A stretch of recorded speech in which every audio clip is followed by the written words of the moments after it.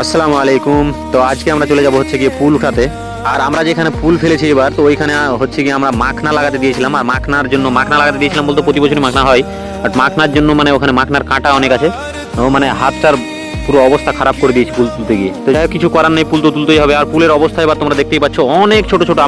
আমাদের এলাকাতে পুরো এরকমই ফুলের অবস্থা, সব ছোট ছোট সাইজের ফুল। পুরো 12টা পর্যন্ত, সকাল থেকে 9টার দিকে গিয়ে 12টা পর্যন্ত তুললাম। গিয়ে দু ভাই মিলে 23 ঘন্টা ফুল তুললাম। আর গন্ডা মানে হচ্ছে গিয়ে চারটাতে একটা গন্ডা, এক গন্ডা বলা হয়।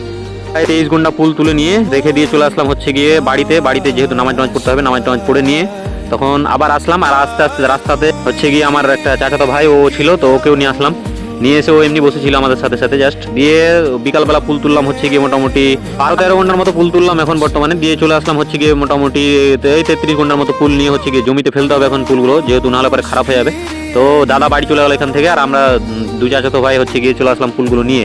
তারপরে মাথায় করে আমরা নিয়ে চলে আসলাম হচ্ছে গিয়ে ফুলগুলো জমিতে ফেলে দিয়ে আমরা চলে আসলাম। তো আজকের ভিডিওটা এতটুকুই, দেখা হচ্ছে নেক্সট ভিডিওতে। আসসালামু আলাইকুম ওয়া রাহমাতুল্লাহ।